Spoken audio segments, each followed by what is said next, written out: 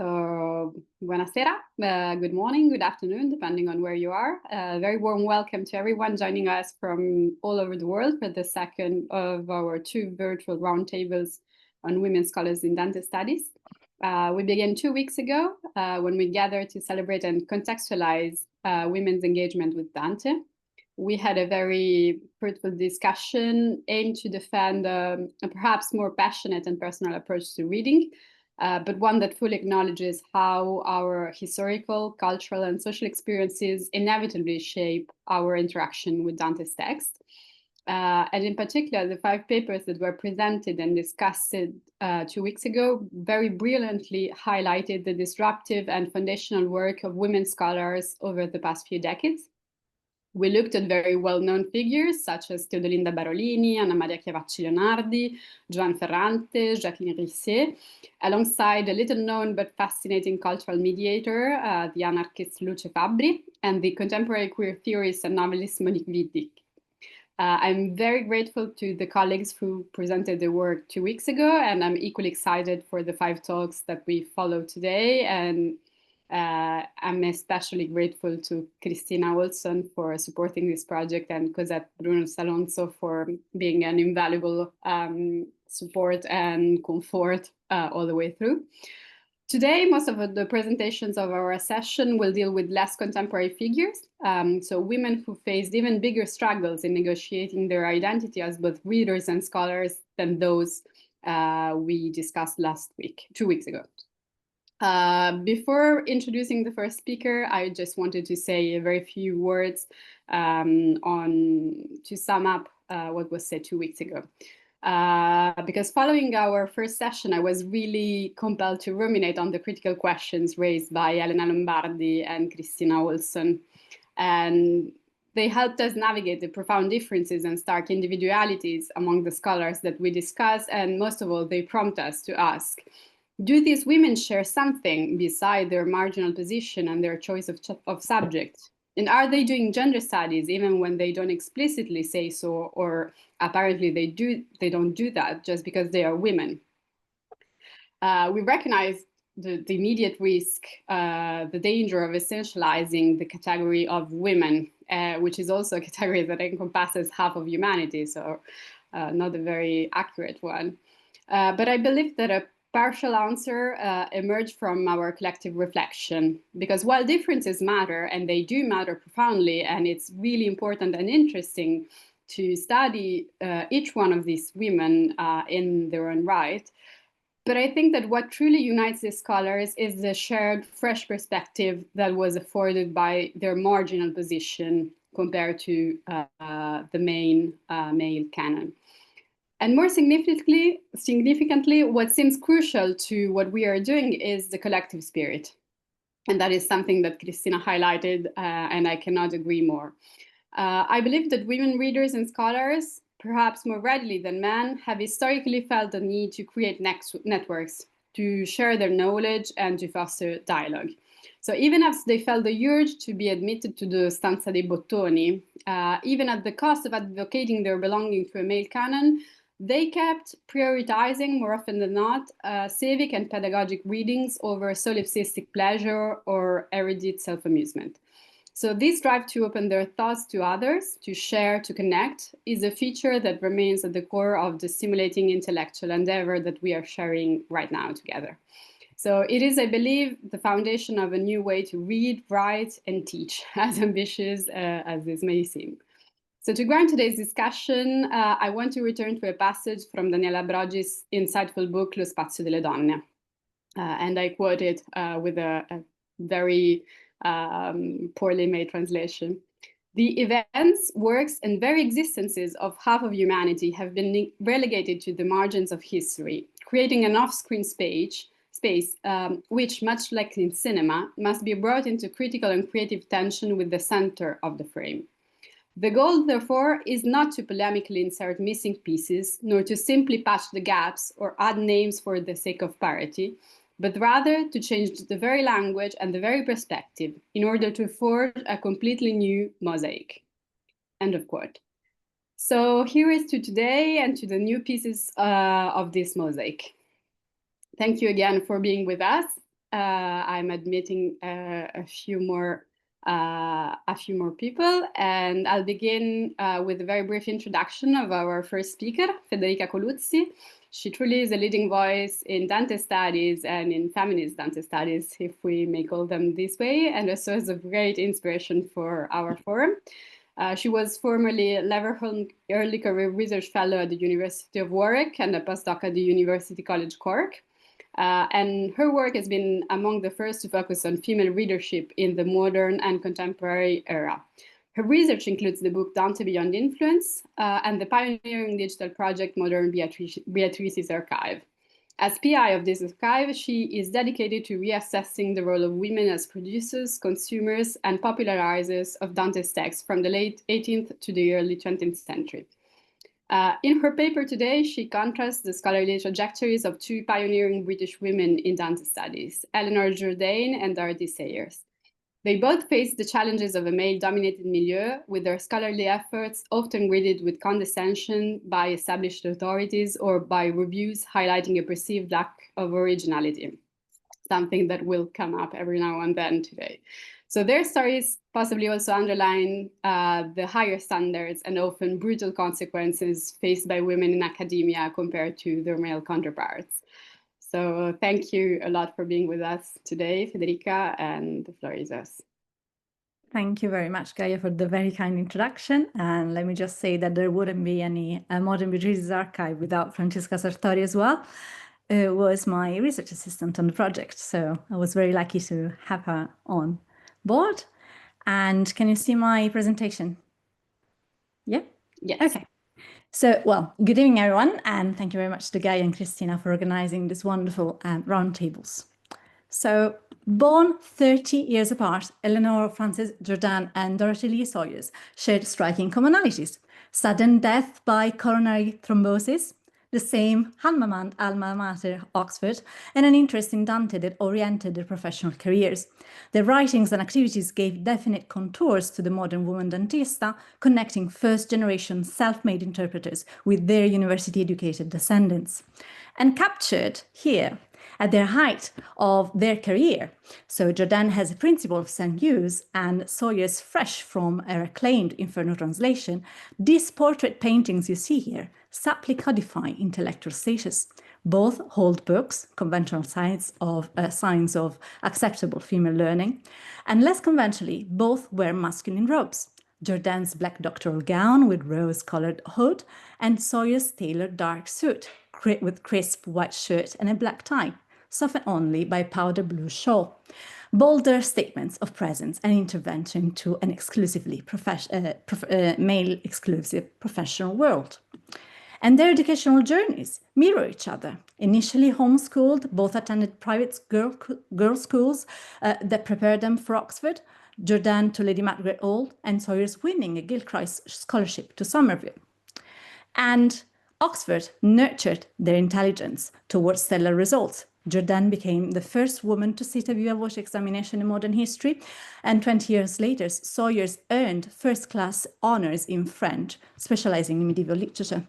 And their paths converged, allegedly, on October 14th, 1920, at Somerville College, where Oxford organized the ceremony through which it formally granted degrees to women. When the Vice-Chancellor uttered Domina Magistra for the first time in feminine gender, 27-year-old Sayers received her MA, the MA that she had completed in 1915, while 57-year-old Jourdain received an honorary MA, recognizing both her Oxford studies but also her Parisian doctorate. And Oxford also fostered formative relationships that shaped their understanding of scholarship and academic power. Charlotte Ann Moberly's friendship prompted Jourdain to pursue a Parisian doctorate in preparation for the sans-use vice principalship. And for Sayers, French tutor Mildred Pope embodied scholarly spirit, women that she described as living very quiet, disciplined lives, devoted to their students and studies, exemplifying an habit of orderly thinking and looking upon knowledge as a thing to be truly and freely shared without jealousy. And these are Sayers' words. And this vision, rooted in Somerville, would later inform a wonderful, highly recommended novel, Gaudy Night. And these parallel trajectories, I believe, raise the first questions about the broader societal factors underlining public Dantismo. To what extent was their engagement with Dante enabled by women's transformation of access to higher education? And how was their approach to scholarship shaped by the distinctive scholarly communities and mentoring networks that women built within and often against male-dominated institutions? After Oxford, their pathways diverged. Jordan pursued a secondary teaching and administrative positions, while Sawyers, after briefly teaching in France, worked at the Oxford publisher Blackwell's, only to then launch her stellar detective novelist career. And Dante entered their lives quietly.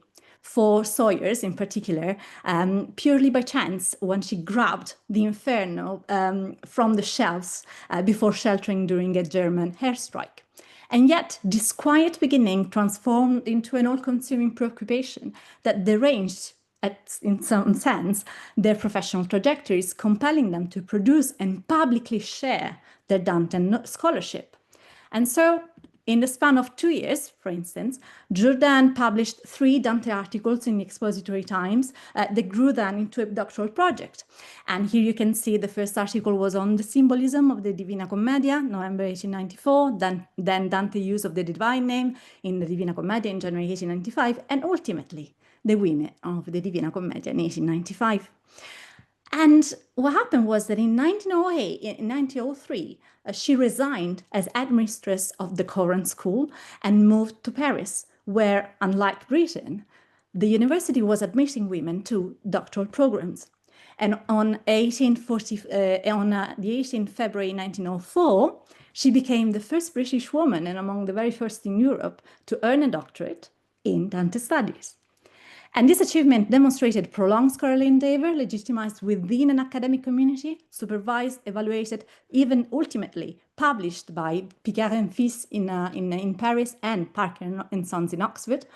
And her thesis traced Dante's conceptualization of human existence across natural, spiritual, and Christian law, arguing that unresolved dialectical tensions constitute the Commedia's originality and aesthetic power.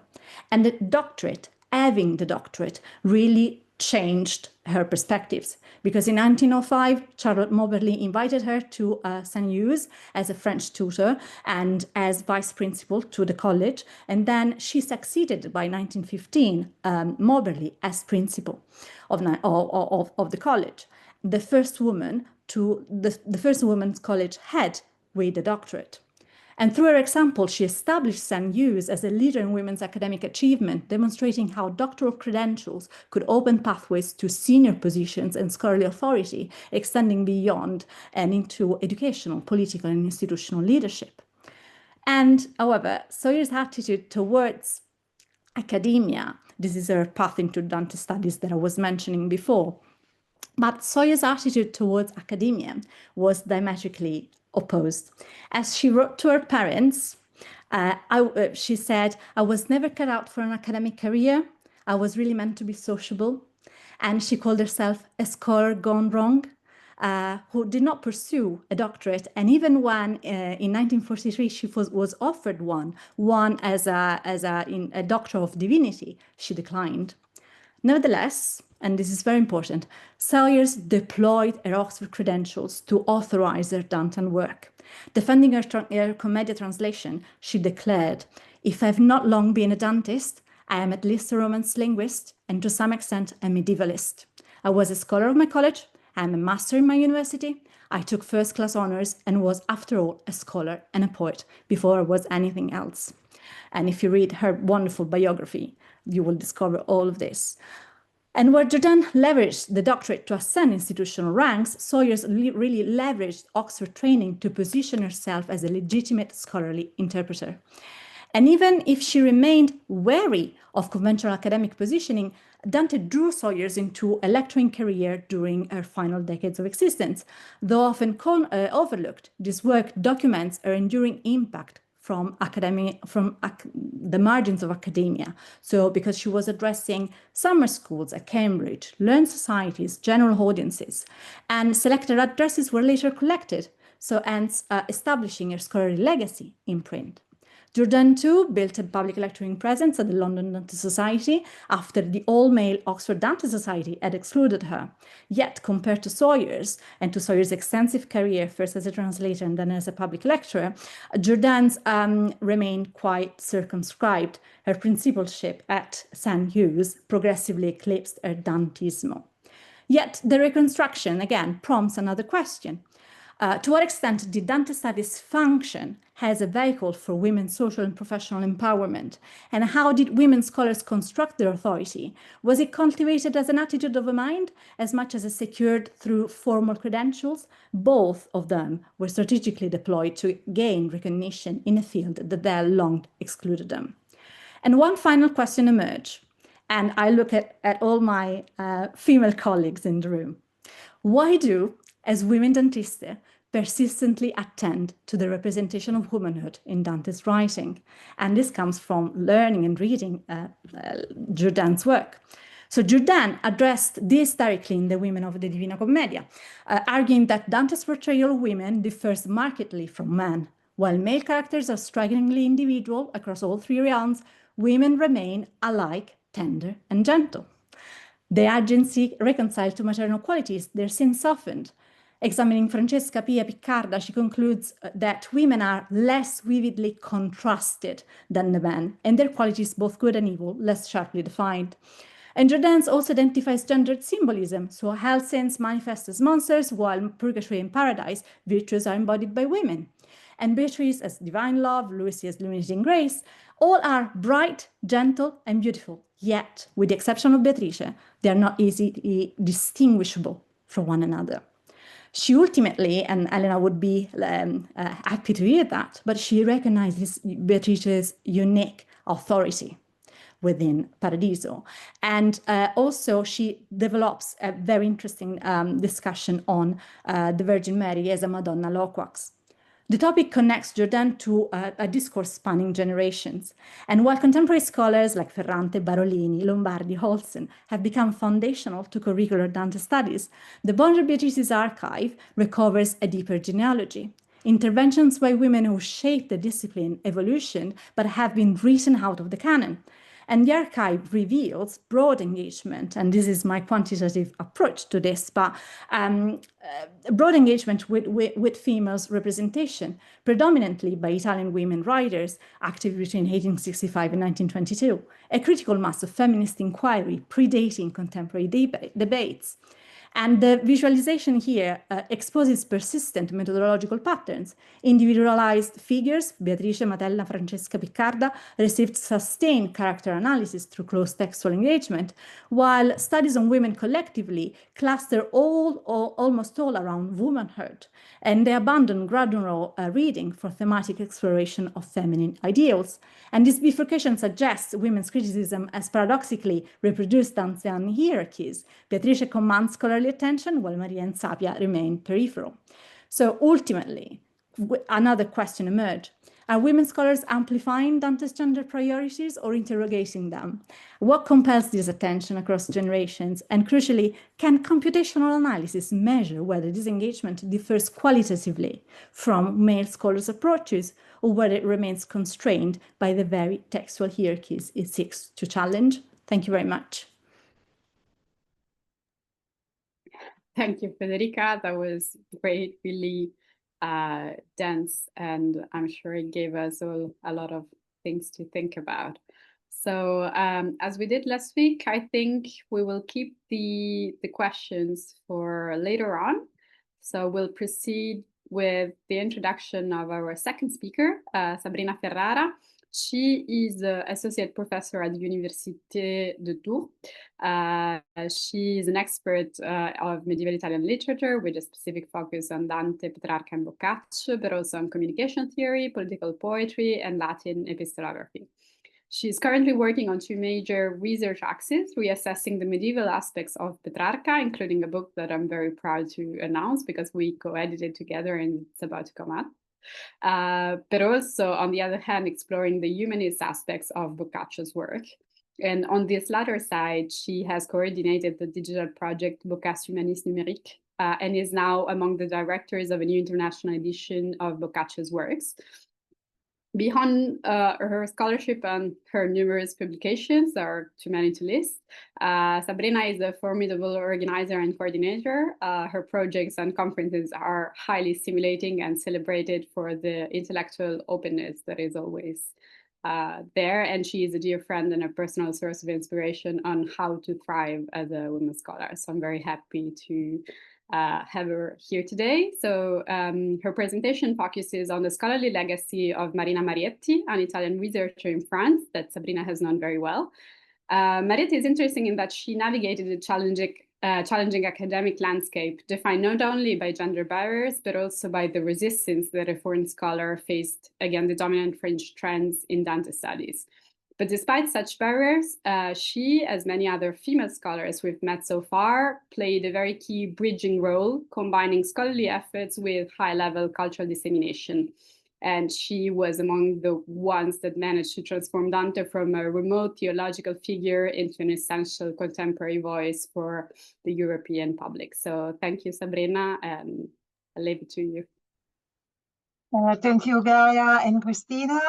Grazie, scusate se parlo in italiano, ma tra il francese e l'italiano e l'inglese sicuramente preferisco parlare l'italiano e scusatemi. Dunque ringrazio tantissimo Gaia e Cristina anche per l'opportunità che mi hanno dato di parlare proprio di una studiosa che è stata la mia maestra, che mi ha insegnato tanto e che è stata, come avete potuto forse leggere, anche relativamente, tra virgolette, marginalizzata nell'ambito degli studi in Francia e anche in parte di Dante. Quindi per me è un omaggio, è una studiosa che è morta un anno fa, quindi mi fa piacere poterne parlare. Come ha detto Gaia, Marietti rappresenta un ambito, Marietti in generale, la presenza delle studiose donne negli studi danteschi in Francia rappresenta un ambito poco esplorato. Di grande interesse sia in termini di rappresentanza di genere che per il contributo metodologico che hanno saputo offrire. Parlerò in particolare appunto di Marietti, che ha come caratteristica l'adozione di un approccio transdisciplinare capace di mettere in dialogo la filologia, la teoria della traduzione, la storia della ricezione, l'editoria e la divulgazione culturale. A questo si aggiunge un'impostazione internazionalistica che incrocia le tradizioni metodologiche dei diversi paesi. Allora, è all'interno di una cornice in cui lo strutturalismo si impone in Francia e si impone proprio come metodo di studio che arriva Marina Marietti, una studiosa italiana, la quale incarna e al tempo stesso problematizza la condizione di donna come studiosa nel mondo universitario francese, di donna come studiosa ma anche di donna straniera.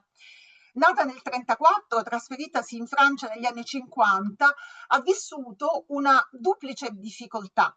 Da un lato quella legata al genere, cioè imporsi in un ambito come donna, imporsi in un ambito ancora fortemente segnato da dinamiche patriarcali, dall'altro quella legata alla condizione di straniero. Paradossalmente, ed è qualcosa che sapevo, ma che mi ha stupito, diciamo così, a quel punto mi ha stupito rifletterci sopra, le resistenze più dure non sono arrivate da colleghi uomini, ma soprattutto da colleghe donne inserite già in ambiti accademici francesi, che hanno percepito per la maggior parte di volte l'indipendenza e l'autonomia intellettuale di Marietti come una minaccia. In particolare, che cosa?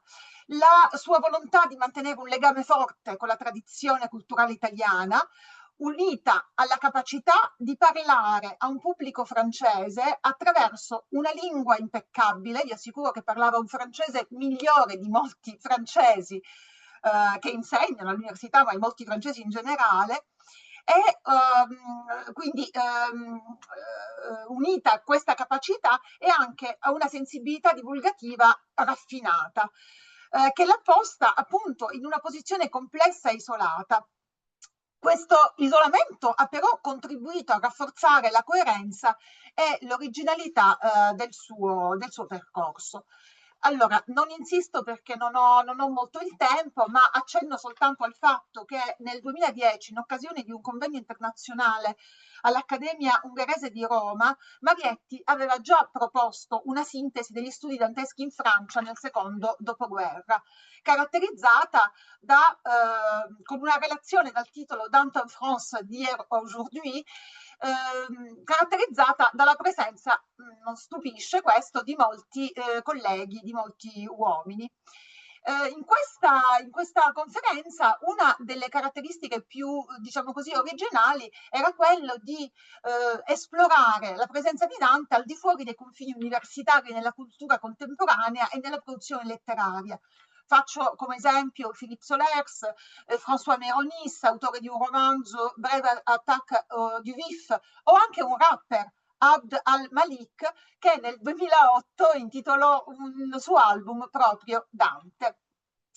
Questi esempi, che sono marginali rispetto alla tradizione accademica francese e che sono stati mal visti dall'Accademia francese, permettono però a Marietti di mostrare come Dante sia tutt'altro che relegato al passato, ma che continua a dialogare con forme espressive contemporanee, diventando un riferimento culturale anche in ambiti inaspettati, come per esempio il rap. Dopo aver ottenuto la laurea in lettere a Firenze, allieva di Gianfranco Contini, Marietti può passare il concorso per eccellenza dell'insegnamento francese. Chi conosce un po' l'ambito francese sa che non è il più semplice, l'agrégation, ma lo può passare grazie alla cittadinanza francese ottenuta per matrimonio. Quindi se non fosse stata sposata un francese non avrebbe potuto fare una carriera né a scuola né all'università. E allora, soltanto molti anni dopo diventa professoressa associata all'Università della Sorbonne Nouvelle Paris-Troyes e infine ordinaria all'età di 63 anni. Questi passaggi, che possono sembrare strettamente biografici, rappresentano in realtà una storia di marginalità e di lente ma volute affermazioni. Il suo percorso accademico, come dicevo all'origine, è segnato da un continuo confronto con l'ambiente strutturalista degli anni 60, dominato da figure come Lévi-Strauss, evidentemente, Barthes e Genet nella tradizione letteraria. Marietti, tuttavia, non abbraccia mai completamente questo approccio. La sua tesi di dottorato, intitolata La cité dans l'œuvre des auteurs toscans, de Dante a Machiavel, è una chiara rivendicazione di un metodo storiografico e filologico. L'autore e l'opera sono per Marietti inseparabili dal contesto che li ha prodotti.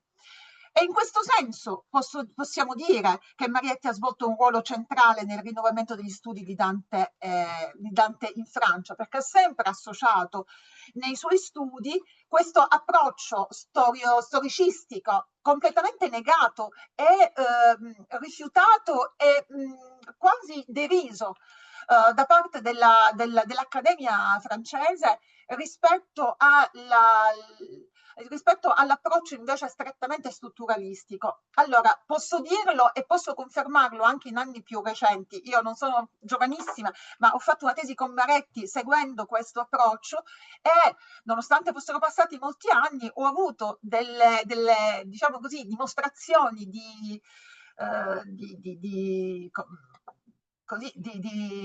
indifferenza o comunque di non completa accettazione proprio per questa impostazione storicistica che viene considerata in Francia come unicamente mnemonica. Quindi contemporaneamente a questa imposizione, e devo dire che nonostante le difficoltà Marietti non si è mai lasciata smontare, ha sempre perseguito questo suo ideale, questa sua unione, si è distinta come divulgatrice colta, capace di parlare di Dante anche al di fuori dei confini accademici, e anche questo per una società che, nonostante la devise fraternité, égalité, aiutatemi, non mi ricordo, fraternité, égalité, boh, la troverò. Liberté. Liberté, ok. Nonostante questo, la struttura accademica francese è invece molto, molto chiusa, molto rigida, e anche la forma è molto elitista, per cui anche la forma di divulgazione che Marietti ha sempre promosso è stata vista sempre negativamente, come un'attività minore, diciamo così. Quindi lei invece ha continuato in questa sua volontà di divulgazione dell'opera di Dante, capace con la volontà di parlare di Dante al di fuori di questi confini. Tra il 94 e il 96 ha tenuto un ciclo di lezioni radiofoniche per Radio Sorbonne, raccolta poi nel volume La Cité Infernale, che sarà poi pubblicato anche in italiano. E in questo libro l'inferno viene letto come una topografia morale. La città di Dite diventa simbolo della generazione politica e civile, Firenze è evocata come una città reale, ma insieme come un'immagine del caos etico. Dante, nella lettura di Marietti, è un poeta politico, non soltanto soteriologico, e l'inferno è lo specchio critico della società umana anche di oggi. A questa serie di lezioni si affianca anche un piccolo volume intitolato Dante, pubblicato nella celebre collana Che sais-je, è una collana di divulgazione con dei piccoli volumi, che rappresenta appunto uno dei migliori esempi di divulgazione alta. In meno di 130 pagine Marietti riesce a presentare con rigore e chiarezza l'opera di Dante. Nel 2011 pubblica L'umana famiglia, studi sul paradiso, nella quale, ancora una volta, prendendo come filo conduttore il verso onde si svia l'umana famiglia, la studiosa esplora i legami tra corruzione istituzionale e smarrimento dell'umanità. L'analisi ruota attorno a figure come Marco Lombardo, Matelda e alla funzione della Chiesa, ponendo quindi Dante come autore di un'etica civile e teologica insieme. Quindi questo per dirvi un po', con questa prima presentazione biografica, come le difficoltà di Marietti sono state delle difficoltà, ripeto e lo sottolineo ancora una volta, dovute più alla resistenza da parte di colleghe donne che non hanno accettato questo suo approccio. Ora, mi soffermo su due, rapidamente, non vi preoccupate, su due figure femminili nella commedia che Marietti ha analizzato, Matelda e Beatrice. Se è vero che Marietti non ha mai impostato la propria ricerca in un'ottica dichiaratamente femminista, è vero però che lei femminista lo era profondamente, lo era non come soltanto militanza, ma lo era come rivendicazione di una intellettualità, di una conoscenza, di una razionalità che forse poteva anche essere diversa da quella maschile, ma non per questo minore. Ed è proprio a queste due figure che ha riservato questa analisi, leggendole non soltanto come simboli teologici, ma come incarnazioni di ideali morali, civili e politici. Matelda e Beatrice non rappresentano per Marietti, rappresentano due figure chiave nel processo di elevazione spirituale e intellettuale di Dante, personaggio, ma anche due modelli capaci di agire attivamente, sovvertendo parzialmente la passività che spesso accompagna i ruoli della donna nella letteratura medievale. Matelda viene interpretata da Marietti come una rappresentazione, certo, della grazia operante, della bellezza naturale e della felicità terrena, in contrasto con l'immagine tradizionale della donna tentatrice oggetto salvifico. Matelda è una mediatrice attiva tra il mondo umano e quello divino. Secondo la studiosa, Matelda costituisce la memoria dell'Eden, rappresenta una sapienza prelapsaria legata alla natura, ma anche, e qui secondo me è veramente il punto chiave, ma anche dotata di un'intelligenza morale. La sua funzione è introdurre Dante alla visione dell'ordine cosmico e alla preparazione del suo incontro con Beatrice. In questo senso Matelda anticipa Beatrice, ma non è un'ombra. Al contrario, possiede un ruolo autonomo e complementare. e in questo senso non è riducibile a un archetipo o a una allegoria, ma incarna un sapere alternativo, intuitivo, opposto forse alla logica razionale e maschile del dominio, ma quella che qualche anno dopo sarebbe chiamata un'intelligenza emozionale. Diversamente dalle molte letture che hanno visto in Beatrice solo una guida spirituale, un simbolo teologico, Marietti restituisce invece alla donna tutta la sua complessità intellettuale e politica. Beatrice non è soltanto un tramite verso Dio, ma è una donna colta, severa, dotata di autorità.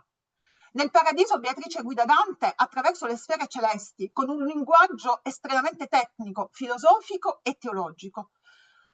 Marietti sottolinea come il discorso di Beatrice sia tutt'altro che dolce e consolatorio. Si tratta spesso di argomentazioni complesse, intransigenti, persino dure, e in questo senso la donna si configura come maestra, non come musa o ispirazione passiva. In alcuni momenti, tra l'altro, si presenta come figura giudicante e implacabile. Pensiamo ai canti 30 e 31, evidentemente del Purgatorio. Una donna che richiama il poeta alle sue responsabilità umane e intellettuali.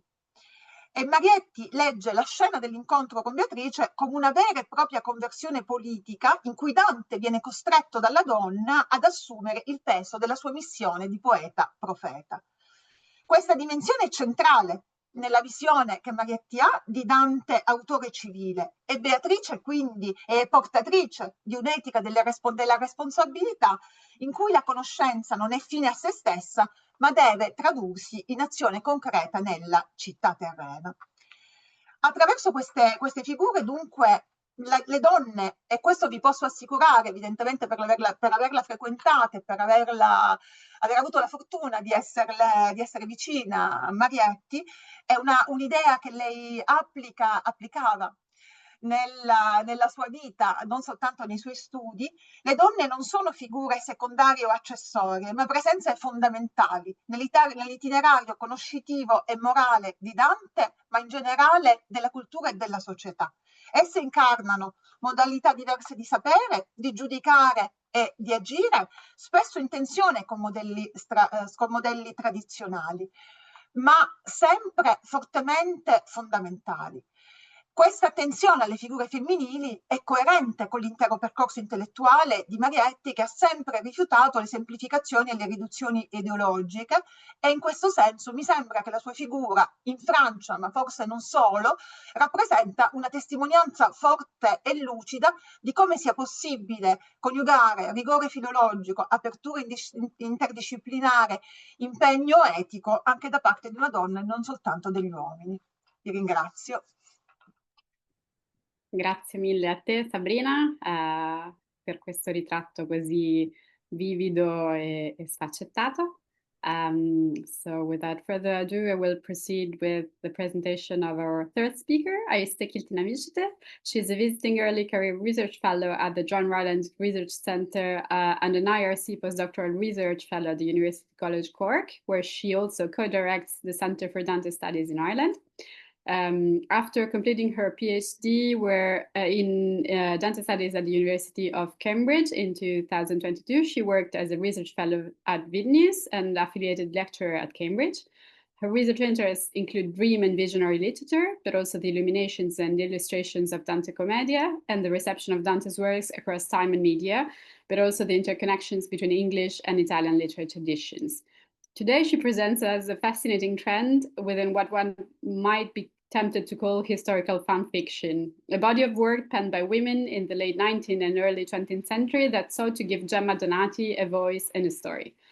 This literary production is particularly insightful because it actively counters the narrative dominance of Beatrice and reveals how women writers borrowed female characters created by male authors to experiment with alternative models of womanhood and wifehood. Thank you so much for being with us today, and please.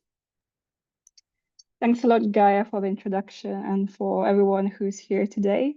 So I'll be talking about Gemma and Gemma's fanfic, if you like. Well, the lack of reliable information renders an kind of accurate reconstruction of Gemma Donati's biography challenging, if not altogether impossible. I think it's precisely the sparseness of the historical record that makes Dante's wife such a convenient and fascinating tabula rasa that allowed later writers to reimagine Dante and the Middle Ages for their respective societies. So as women start to contribute to Dante's studies in significant numbers in post-unification Italy, the accounts of Dante's personal life that they produce are significant not so much for what they tell us about Dante's lived reality, but because of how they illuminate the shifts in contemporary visions of conjugal affection, womanhood and wifehood, as well as the avenues of expression that are permissible and available for women. And as we'll see, the resulting contributions are very often seemingly contradictory, embodying both socially conservative and all kinds of progressive impulses as well, often at the same time. So critics studying the reception of Dante in the British long 19th century have remarked upon a noticeable Victorianization of Dante's life and texts. That is, the attempt to recreate Dante in alignment with Victorian aesthetic and moral preferences. And Steve Ellis too has additionally noted that the kind of pronounced vita nuovaization of Dante in literature and the visual arts in the second part of the century, as poems, plays, and paintings emphasizing the mundane, often domestic aspects of Dante's relationship with Beatrice proliferate. And the interest in Gemma in Novecento Italy may be described in terms of a set of parallel trends, perhaps. And so far as talking about Dante's wife allows Italian writers to participate in contemporary political debates on the social and cultural status of women, as well as to reflect on the role of autobiographical readings and the role of autobiographical readings in Dante criticism specifically. So a discussion of Gemma's role in Dante's life is far from confined to a select circle of women intellectuals we're going to discuss today, because it often takes place, and I'm going to present one of these examples of debates that takes place on the international stage as well, where we have both German and Swiss contributors, though it happens in Italian. So this is a debate that originally is ignited by male critics as well. And it's summarized by Enrica Zanin in Liebt Dante Gemma, where the critic offers a historical overview of this debate, kindled by the heightened interest in Dante's biografismo in the second half of the 19th century. So it starts off with Carl Lewitt's Un dubbio relativo a Gemma Donati, published in the Rivista Internazionale in March 1876. And the critic largely cites Boccaccio in depicting Gemma as this kind of wayward wife whom Dante married at the behest of his family and never wanted to see when he was in exile. And then you have Scartazzini responding in the April issue of the same Rivista, arguing that Dante did in fact love Gemma. And Scartazzini draws on a certain concept of marriage in which many children that Gemma and Dante have is certainly a clear sign of marital love. And that allows him to paint a picture of Dante that corresponds to the bourgeois family ideals of the 19th century. And then Vittorio Imbriani joins the debate in 1878 with his Buona moglie Gemma Donati, suggesting that Gemma and Dante cheated on each other, and that's allowed Dante to dislike his wife, and vice versa, I suppose, although he doesn't really talk about that very much. So the debate between Witt and Scartazzini continues in further publications between 1879 and 1883. And Scartazzini's readings of a poet's biography implies to doubt Dante's love for Gemma is also to doubt Dante's own moral integrity and to tarnish his image, which is, of course, unacceptable, according to the critic. So if the impulse behind Witt's work is the desire to reconstruct the vision of Dante accurate from the point of view of historiography, for Scartazzini instead, as well as for many other Italian biographers of Dante, it's primarily a political issue, because it's very desirable to present Dante as a dutiful family man and a good father for the nation of Italy. So this quarrel over Gemma, however naive it may seem and however unresolved it may ultimately be, continues over 9 heated articles and around 250 pages, Carlotta Schloss, the author of the longest critical study, whom we'll encounter later on in this presentation, also shows awareness of this dispute and self-consciously positions herself as part of it.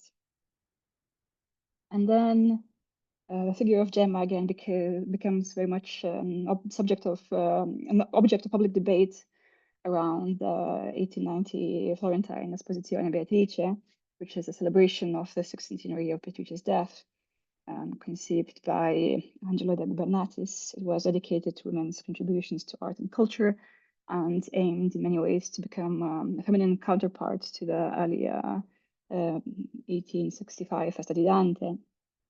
And the journalist Olga Lodi, when invited to participate, declined, suggesting that worth celebrating instead is the centenary of Gemma Donati, because she had shared the difficulties of Dante's everyday life. So her being La buona gentile moglie di Dante is much more worthy of celebration than Beatrice or Dante himself in some ways, I suppose, because his behavior as the one who goes around singing la canzone della pietra, la quale non erano, come si potrebbe credere, poemi geologici, is also highly questionable. So according to Lodi, the only woman worth celebrating is la compagna devota premurosa della prosaica vita di tanti giorni. Alternatively, according to Lodi, one might commemorate a very different Beatrice, so the daughter of a poet, to whom altro non toccò della gloria paterna, se non l'elemosina di pochi ducati elargiti del comune di Firenze per farla accogliere nel chiostro. While Lodi does not claim that such celebrations have a power to heal any kind of social injustice, either now or in the past, she clearly recognizes the potential symbolic power of commemorations to speak to the issues of today through iconic figures of the past. And another educator, Ida Baccini, shared this view and initially harshly contested the plan for the event in Cordelia, so an Italian periodical for young women that she edited. Baccini impersonates Gemma, penning a letter to the direttrice from Paradise in order to express her ideological objections against this kind of rievocazione inutile di una gloria che mi pareva in qualche modo scroccata. And the letter opposes more generally the kind of female idealization perpetrated by poetic traditions, going also beyond Dante. And while Baccini ultimately changes her views about the celebration, calling the Gubernatis a mago who is able to trasformare un'idea grotesca, di analizzarla, one might still imagine that her influential opinion served to undermine the efforts of the very real women behind the commemorative project, intended as a celebration of and a catalyst for women's accomplishments. And in this second part of the presentation, I want to focus on two Italian writers who dedicated extensive prose works to Gemma. So the first one is clearly Albertina Tilly, who is the editor of Galatea and became known as an improvisatrice and then gained popularity as a poet. And her Olimpo Muliebre features a series of biographies of mulieres illustres, arranged in a non-chronological order without really differentiating between fictional and historical characters. So besides Gemma, the work features the lives of Vittoria Colonna, Santa Cecilia, Fornarina, Lucrezia Borgia, and others. And Bertini expresses skepticism about Boccaccio's judgment of Dante's biography in general, because he was, according to her, talvolta un po' corrivo nel giudicare, but also as an authority on Gemma specifically, because he getta noiosa ombra sulla modesta figura di lei. And the critic also identifies Gemma as Donna della Finestra, who later becomes Dante's wife. So in doing so, the Roman writer participates again in this vita novelization of Dante's biography and implicitly presents herself as a voice at least as authoritative as Boccaccio, at least on this one particular matter. In Bertini e Tilly's reading, Gemma thus finds a place in Dante's works as one of his inspirers and muses, not only as his unmentioned and perhaps unmentionable life partner. Much like Carlotta Schloss, more than 2 decades later, Bertini e Tilly seeks to reinterpret Dante's relationship with Gemma in terms of conjugal affection. More appropriately for the poet of love, Dante must have approached Gemma amoroso, o perlomeno commosso di tenera riconoscenza, sentimento che tanto somiglia all'amore. The writer thus seeks to save Dante's reputation, lest he be accused of baseness and vulgarity in his personal choices, and seeks to bridge a divide between his treatment of love in writing and his lived reality, and this divide being perceived as problematic. While a lack of Gemma's recorded words has primarily to do with the absence of surviving sources that would transmit her voice, this lacuna allows Bertina Tilly to describe certain magnanimitas to Gemma herself. She's not consigned to silence, rather she consciously chooses it, and in doing so proves herself to be a long-suffering yet admirably composed mother and wife. Assai buona madre, assai buona sposa, e donna portante il dolore della infelicità sua, in un magnanimo silenzio. And as Monica Miscali has shown, following the unification of Italy, was indeed a growing recognition of mothers as the educators of future Italians, and thus, by extension, mothers of the nation. It is no wonder then that later the Cento readers of Dante might find in Gemma a more suitable model for motherly and wifely virtues than Beatrice can offer. While Bertini Tilly does not endorse Gemma's perceived virtues as specifically Italian, one might imagine that Dante's status as the sommo italiano in this period would be sufficient for readers to treat his wife as a source from which Italian women can receive guidance for their own behavior. And Dante il suo secondo amore is a 314-page long study of Dante's wife, which Carlotta Schloss, a GST teacher, journalist, and translator of German origin, completed in the last years of her life. It really stands out among the Coyol production on Gemma in terms of critical ambition and sheer scope. And this work was dedicated to Her Majesty Elena di Savoia, prima regina d'Italia, fatidica di Dante, as Schloss puts it. Schloss presents her work the product of gli anni affanosi di ricerca e di meditazione, seeking to sfatare tradizioni e opinioni che io ritengo prive di base salda. The scholar traces a history of negative beliefs about Dante's wife, starting from the absence of mentions, either laudatory or condemnatory, in the earliest chronicles and commentaries. She then recognizes il lievito misogino in Boccaccio, whom she understands as a representative of l'antifemminismo medievale. Foscolo, according to Schloss, should be credited as the first defender of Gemma, and some other authors, such as Balbo, Fraticelli, Ricci, Tommaseo, and some others too, had instead parole simpatiche per la donna di Dante. Nonetheless, vennero dedicate o si dedicano alla causa di lei solo brevi momenti. Schloss's study is thus implicitly an attempt to remedy this neglect in her broader study. Schloss sees Dante as ahead of his time in many of his beliefs, conjugal love not least among them. Per questo amore alla madre dei suoi figli, Dante, come per tanti altri ordini di cose, è precursore. The critic questions all those who believe that Gemma non era alta abbastanza da entrare nella vita poetica del marito, suggesting that she helped preserve the poet's manuscripts, and may indeed have inspired more than one Dantean character. Il secondo amore reale ad umano di Dante, la donna pietosa della vita nuova, divenne la moglie sua. Few scholars today would agree with Schloss that Gemma is behind both Matilda and Donna Pietosa, both of them, according to the scholar, being essentially a single character. The desire to offer a eulogy to Gemma ultimately bends the philological truth, as Schloss ends her work by pronouncing il divino poeta vostro impostò nell'eternità il suo passionale incontro con la donna nuova, o pietosa, e bella, e gentile, savia, e innamorata, Gemma Matilda. And I want to end with a poem, a modern one, written by poet-scholar Lisa Ampelman. So when she published this poem and another one, Gemma Donati in Purgatory, she joined a long line of writers, critics, and readers impersonating Dante's wife, or attempting to recuperate her perspective in order to reflect on the role of women as often invisible or marginalized partners in the production of intellectual and literary production.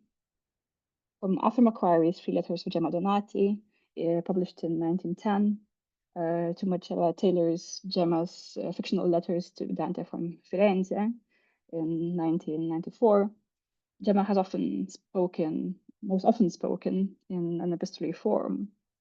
Implements Gemma Donati, however, is a Gemma without Dante.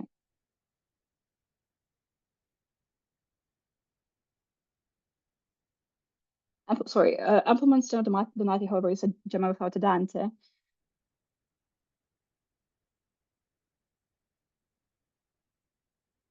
Sorry, I'm just getting a call. I'm just sorry, I don't know what's going on. So anyway, Appleman's Gemma Donati is a Gemma without a Dante. Gemma is not a respondent, she's not a wife, nor is she a mother. Those familiar roles, as we have seen, are the primary ways to conceptualize Gemma in the second half of the 19th century. Appleman's Gemma instead is a woman professional, participating in an embodied cross-cultural translation, which requires her to use her ample rhetorical and acting skills to render herself as invisible as possible. Not accidentally, the character who shares the name of the national poet's wife works in the dubbing industry, traditionally associated with the linguistic and cultural Italianization and standardization. Even if the destiny of a historical Gemma is never to appear on screen and to remain invisible in the sensory deprivation chamber of a dubbing studio, many a woman professional around the turn of the 19th century have found joy, intellectual enrichment, and opportunities to further public discourse by becoming a voiceover artist and ventriloquist for Dante's wife. Thank you. Thank you so much. It was really a fascinating gallery of text and authors. So without further ado, we'll present, we have a duo of colleagues. So Valentina Mele, she holds a PhD from the University of Cambridge, where she discussed the thesis on the textual representations of feminine figures in the Italian Duecento love lyric, mainly focusing on Cavalcanti. Her dissertation has been very recently published by Franco Cesati. She has been IRC postdoctoral fellow at University College Cork and is currently a British Academy postdoctoral fellow at the University of Leeds, where she's working on the reception of Dante in the poets of the Berkeley Renaissance. Her research focuses on the intersections between Italian, English, and American literature, and notably on the reception of Dante in 19th and 20th century Anglo-American poetry. Whereas Serena Vandi is assistant professor in Italian at Trinity College Dublin and honorary faculty research fellow at the Faculty of Medieval and Modern Languages, University of Oxford. She has worked at Leeds, Oxford, and Manchester, where she defended a PhD thesis, later published as a book, on Dante and Carlo Emilio Gadda. So her research interests include Dante and Gadda, obviously, but also more broadly, the contemporary reception of Dante, 20th and 21st century literature, stilistics and literary theory, satire and humor studies, media studies, and reception studies. Today, following in some way the discussion fostered by Sara Svolacchia 2 weeks ago on the interpretive translations of Jacqueline Risset and Danielle Robert, where we highlighted the passive and marginalized role traditionally assigned to the female translator, we add another piece to the puzzle of women translating Dante thanks to unpublished archival evidence, because Valentina and Serena present the case of Edith Mary Shaw, whose letters to Toynbee reveal an assertive bid for recognition. So I will leave to them to tell the story of these very interesting letters and how they find them. Thank you. Thank you, Gaia. Thank you very much. Can you hear me? Can you hear me well? Okay. So I'll take the floor, but as we are a duo, we'll switch. We'll talk for a few sections each of us, and I'll just want to start by saying that we want to really thank Gaia again and Cristina for this brilliant issue and for the forum, and for including Serena and I in this brilliant network. After discussing with Serena about the format we wanted to adopt for this very short talk, we decided to perhaps give less space to the proper recap of our paper that you might or may not have read. In case you have not, no worries, we'll give you all the the main facts, and we would like to leave more room for the key question we would like to fully address in our final draft. Key questions we are still thinking about. Our paper, as Gaia just mentioned, deals with the female translator of the Commedia, one whom went largely unrecognized in a very immediate reception, and we believe one whose voice deserved to be investigated, really, because this figure, as we will see, it's particularly complex. The reason why we find Edith Mary Shaw, the translator we were working on, interesting, beside this very curious and unique reception, are connected to her biography, which is mostly obscure, and to her literary and political, I'd say, writings beside her Dante translation. So I'll go very briefly to the facts. The story of our paper, the background story, starts in spring 2023. I was conducting archival research at the Bancroft Library at Berkeley, and alongside my archival digging, I was preparing a chapter on English translation of the Divine Comedy for a forthcoming Routledge volume, which is actually coming very shortly. Before departing from Leeds, I thought I have been very wise and very organized. I compiled a provisional list of translations to be included in my chapter. However, it was only once I had reached the other side of the Atlantic, of course, while developing some preliminary reflection on English translation of the Commedia produced by women, that I recognized the need to look at the complete version translated by Edith Mary Shaw, which is published by Constable in 1914. Of course, there were no copies at or near Berkeley, while one of the 3 copies in the UK is held at the Bodleian Library at Oxford. So through Facebook, so the least likely scholarly pipeline, I contacted Serena, friend and fellow Dante scholar, who was then research fellow at St. Huge. And I asked her whether she could send me a few pictures of the translation preface, just to understand how the author was placing herself within her own context, and perhaps pictures of the first cantos of each cantica. And so I could get an initial sense of Shaw's work. And here came the big surprise, again, via Facebook Messenger. The copy held at the Bodleian contained 2 handwritten letters. You can see one of them from Shaw to Toynbee. They are dated June 21st and June 26th, 1918. And the reason for this exchange, as we can understand by reading the first letter, is a response, is Shaw's response to an article that Toynbee published in the Times Literary Supplement in June 20. So immediately the day after Shaw, after reading this report, where we could read the statistics to date as to English translation of Dante, Shaw read this report and noticed that Toynbee mentioned 2 translations by female translator without mentioning her name. So the first one, complete translation, is of course Ramsey.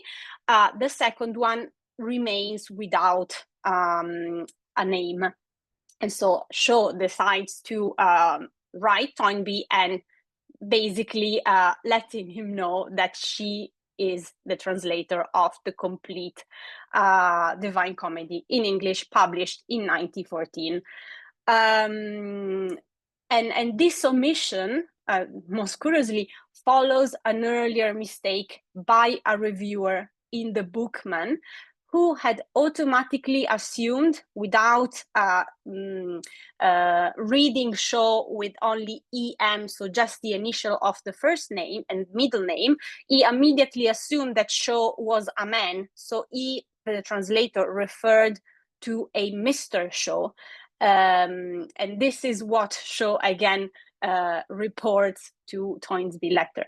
So when we discovered this letter, we immediately decided to enhance the voice and the story of Shaw with some key questions that regard not just the quality of Shaw translations and this huge example of omission, but also the complex positioning of Shaw within her own context as a female translator, as a translator of the Commedia.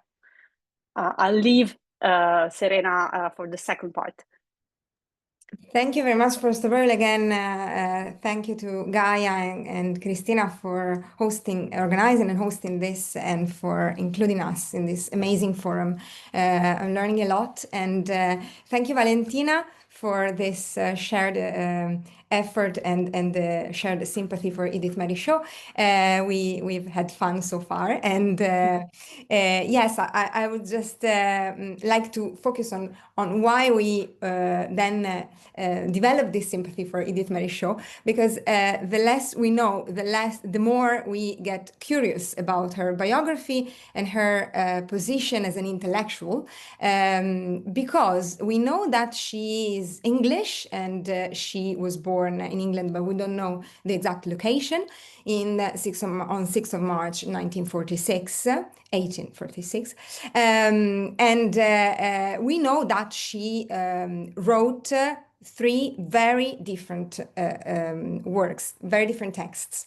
One is, of course, the translation of the Divine Comedy in 1914 with Constable. But before that, she wrote Marriage as Affected by the Proposed Change in the Marriage Laws, a letter addressed to English wives, in 1883, and Pixies and Nixies, a little book of quivergrass and spindrift for sunshiny minutes, in 1885.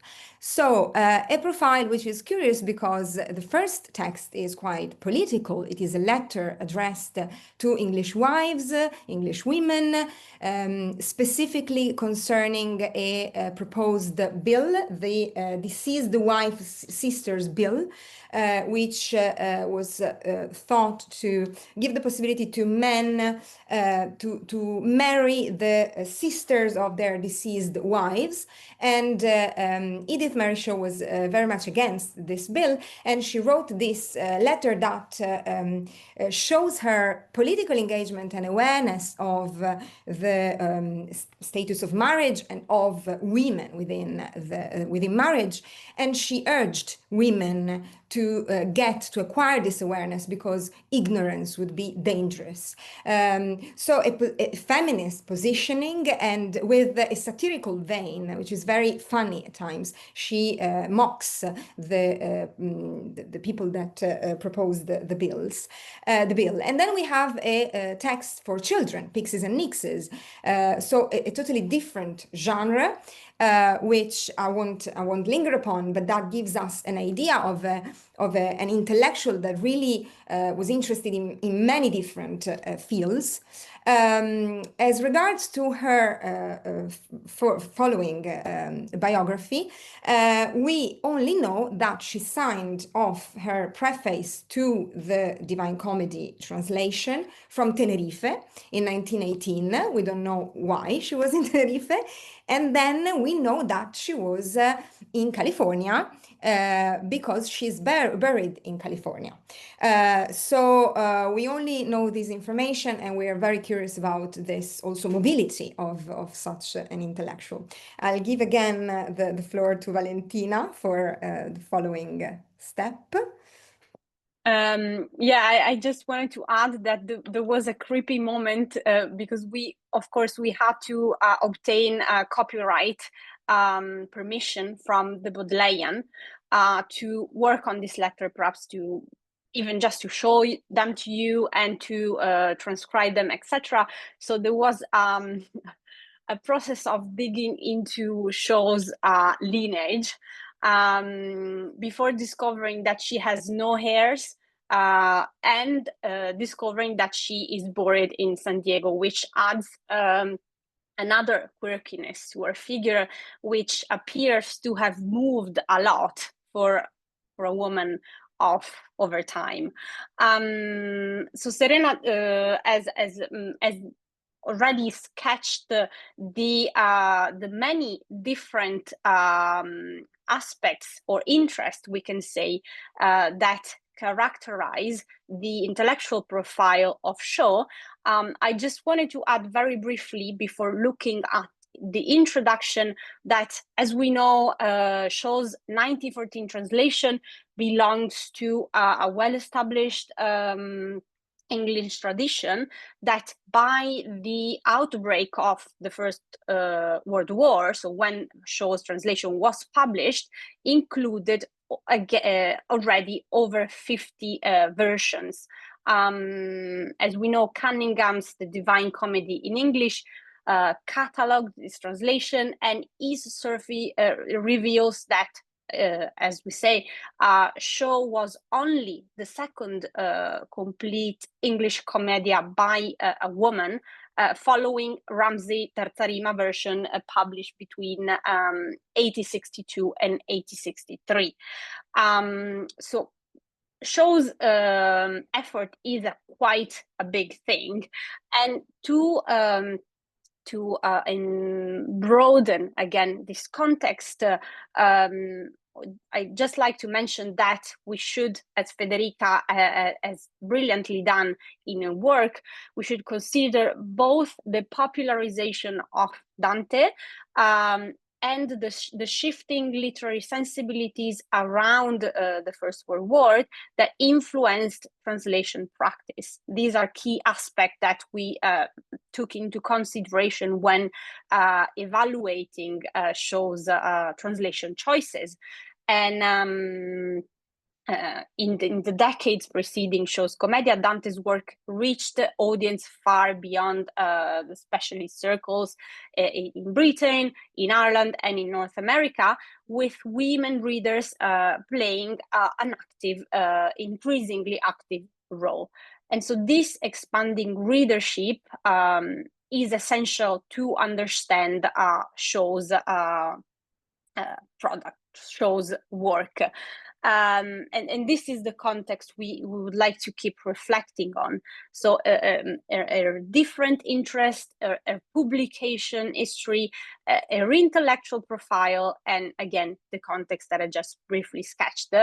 I just want to look at the preface before focusing on the text. So if Serena, if you can move. Yes, this is the preface that Shaw signed off from Hotel Victoria in the historic town of La Orotava in northern Tenerife. This is indicated by Shaw.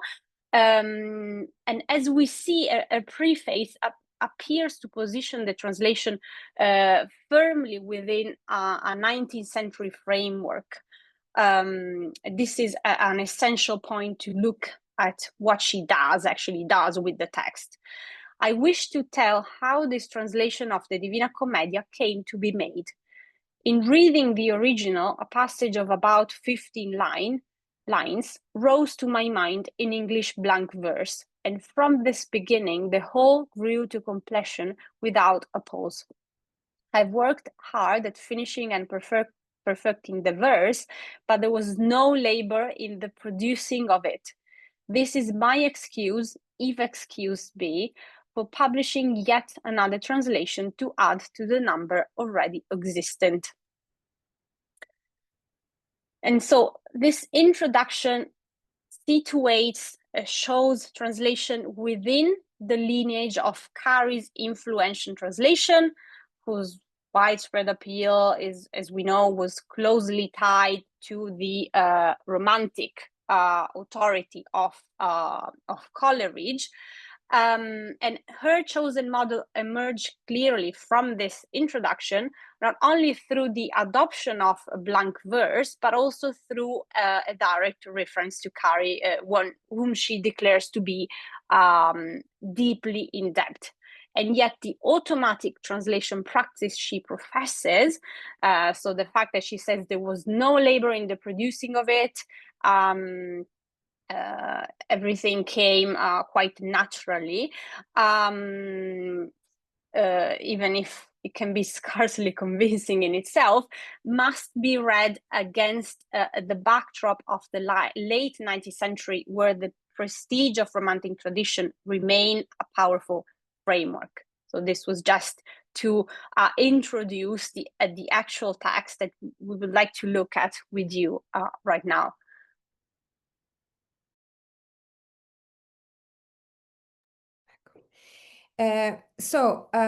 We've decided to look at a portion of the text, of course, in the limited scope of the article of this presentation.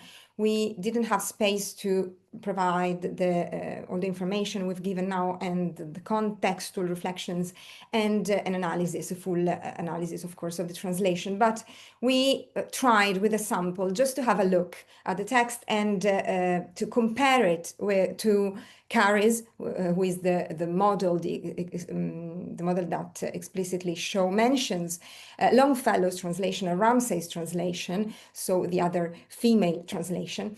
And we wanted to link this also to Shaw's declarations in the preface and in the letters to Toynbee. It must be said that also in the letters to Toynbee, she repeats the fact that she was driven by a very spontaneous and passionate feeling towards the translation of the Commedia. What we found, so we chose the opening of Inferno 3 because following Cunningham's observation about the fact that these tercets are the most memorable and iconic in the Commedia. So we thought to look at these. Of course, it's just a partial analysis to see what are the choices of Shaw in such a memorable part of the poem. And we were surprised by the fact that here Shaw takes a lot of freedom. For example, in the famous anaphora, per me si va, nella città dolente, per me si va is broken, and she's the only one among the terms of comparisons here that that decides to break the anaphora and to instead use an anaphora for passage in the second and third line, and through me is repeated in internal position in the second line. So this is striking, but not only this, also the lexical variations. For example, sorrow is the only one here to use sorrow, but especially sunk in sin for perduta gente, rule of justice and power of God, which are more analytical choices to translate justizia, for example, that denote, according to us, of course, this is a partial observation, a sort of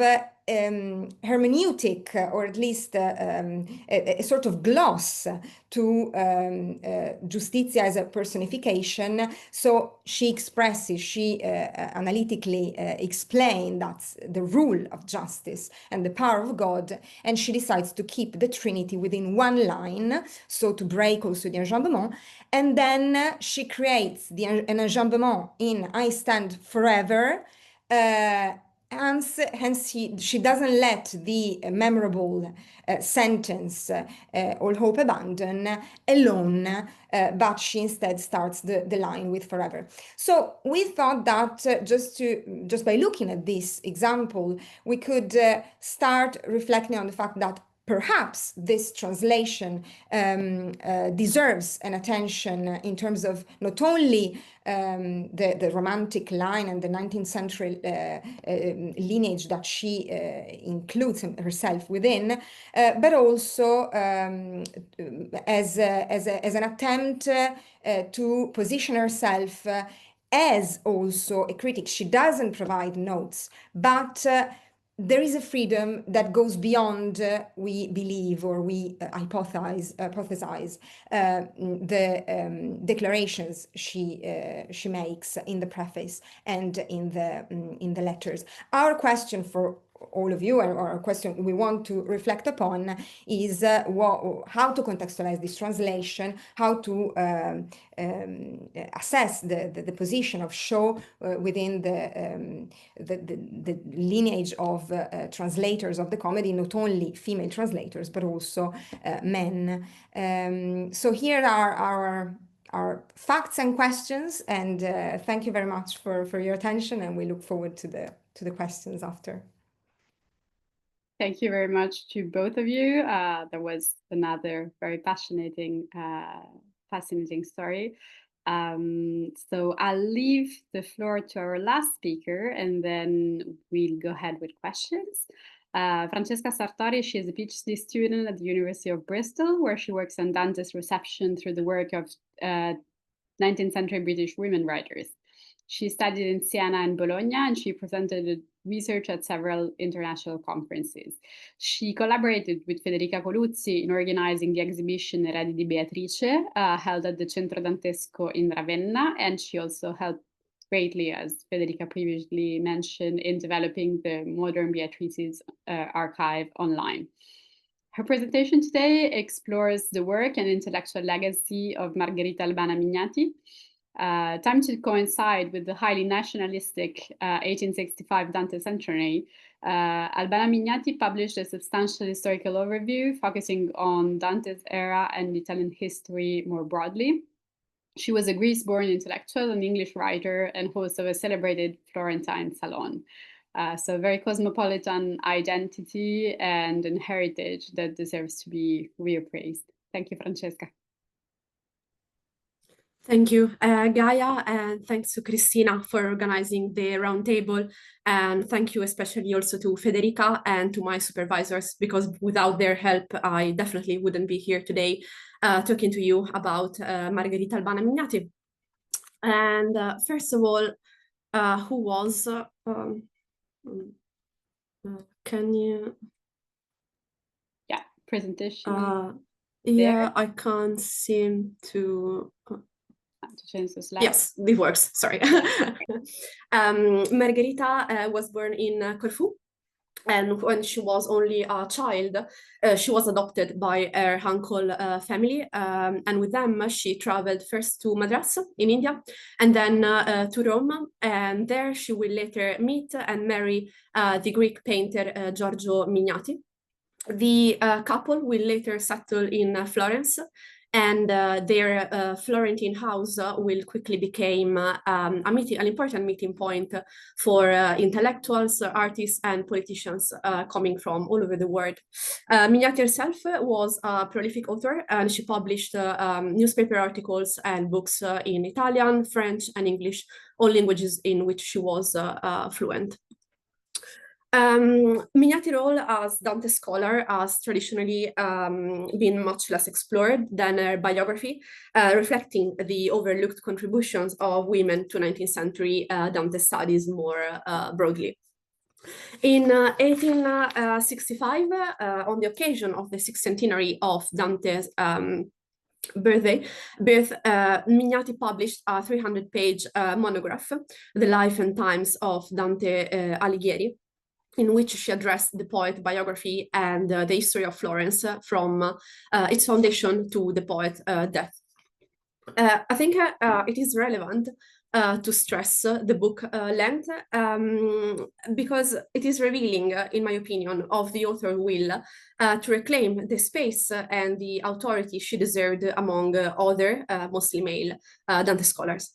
And back in November 2024, when I had the opportunity to work with Federica in the setup of the exhibition Eredi di Beatrice in Ravenna, we couldn't help but notice how brief looked some of the books and pamphlets by Italian women Dantiste we had chosen to display, as if consciously or unconsciously these women refrain to take up the symbolical and physical space they could have legitimately claimed among other male, again, scholars.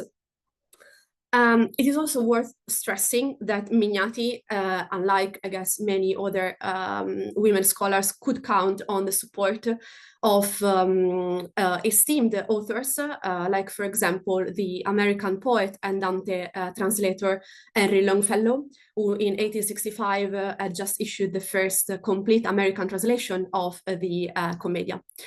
And I discovered about Longfellow and Mignati's friendship through the correspondence of Mignati, which is held at the Biblioteca Nazionale Centrale of Florence, donated by her husband after her death. The collection counts more than 3,000 letters, and it has not been digitalized yet. So for obvious reasons, I could not read all the material, but I was lucky enough to find at least one Dante reference in her correspondence, and it was exactly in the letter sent from Longfellow.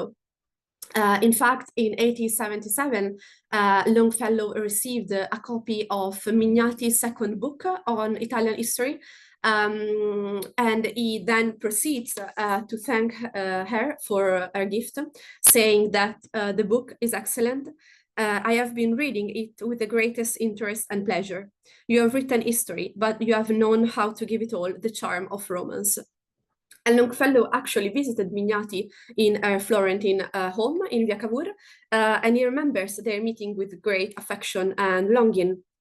And he said that full well do I remember my pleasant evening visit to you in Via Cavour.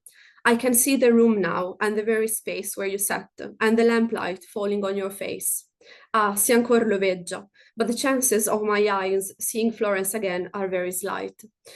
And the quotation from Dante's Purgatorio effectively conveys the man's nostalgia at the prospect of not being able to travel to Italy again, and especially to Florence. And I think it is the same kind of longing that we can easily imagine Dante himself felt during the years of his exile. And also the first one of Mignati's book is acknowledged in Longfellow's Dante collection with the inscription to Henry Wadsworth Longfellow, in token of respectful admiration and true regard, Margaret Mignati, which I think confirms the mutual feeling of respect and friendship that the two authors shared. And as I previously mentioned, both Mignati and Longfellow celebrated the poet's birth with their writings. The Dante centenary that took place in May 1865 with Florence at its focal point was particularly important for the Italian nation as a symbol of the unity it had recently achieved. And we know that thanks to Henry Clark Barlow, among the official participants to the celebrations, there were only 3 women, actress Adelaide Ristori, the opera singer Carlotta Marchisio, and the Romanian Duchess Doria d'Istria, who was a writer and an advocate for women's rights. And luckily for me, she was acquainted with Mignati, and I had a look at the letters that d'Istria sent to Mignati with some difficulties because my French is quite rusty at the moment, but there were no references to Dante or to the poem in general, unfortunately. And Mignati was also familiar with another Dante scholar who played an important role during the celebration, the Austro-Hungarian Therese Pulski.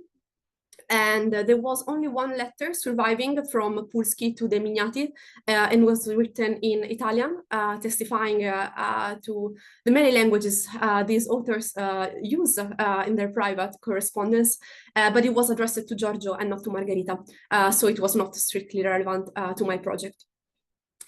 To play a major role in Dante-themed celebrations, Italian women had to wait for the Esposizione Beatrice that took place in Florence in 1890. Mignati had died 3 years before, but I think that it is plausible to state that her work inspired some of the women of the next generation, as, for example, Adele Butti, who was an advocate for women's rights and education. And in the letter that Butti sent to Mignati only a few months before Mignati's death, Butti states that she has requested from her librarian a copy of Mignati's latest book on Caterina da Siena, and Butti declares to be busy herself studying the life of Joan of Arc, which she describes as a woman and a warrior, and as the eterno femminino in mezzo ai campi di battaglia. And this description of Joan of Arc as the eternal feminine, I think is quite significant and striking, because Butti will describe Beatrice in the exact same words in her poem written for the Esposizione. And there are many similarities between the works of Mignati on Dante and the one on Beatrice, written by Butti. For example, Mignati writes that Beatrice is the ideal type of womanhood who had been raised to Christian dispensation, to divine glory, in the presence of the Blessed Mother of God, and then that the figure of Beatrice is the perfected soul in its divine estate. And as I said before, Butti will describe Beatrice as un raggio di quell'eterno femminino che vive nelle alte sfere. Therefore, what I think we can conclude from Mignati's correspondence and from the official records of the 1865 centenary and of the Esposizione is that what emerged is a tight network, even if small, of Dantiste contributing to the field of Dante studies with different meanings through publishing, performing, hosting literary activities, and therefore claiming their agencies as scholars and admirers of the poet with creativity and originality. And I do hope that with this brief study, I have managed to shed some light on a neglected Dantista as Mignati, who deserves, in my opinion, the recognition for her contribution to the field of Dante study and for the legacy she clearly left behind, both as woman and as scholar. Thank you. Thank you very much, Francesca. So we had 5 wonderful presentations. I couldn't be happier. So thank you really from the bottom of my heart. I'm sure there are a lot of questions. I know that Sabrina is experiencing a power shortage, so she will try and join us again as soon as she gets her power back. But I can pass along any questions if she cannot join us again. Go ahead with any questions you might have.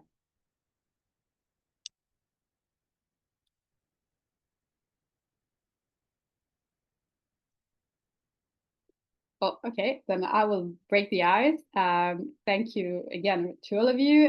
Thank you to Federica, because I think you really explicitly formalized the questions that we've all been asking ourselves.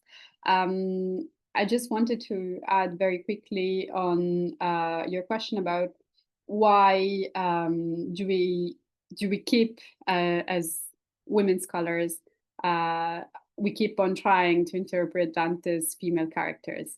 And what came to mind is a book, I think, if I'm not mistaken, by Fatterly, called The Resisting Reader, where she makes the claim, it's possibly a bit exaggerated, but I think it holds a base of truth, that women, when they read, and we know that historically they read much less than men for a very long time.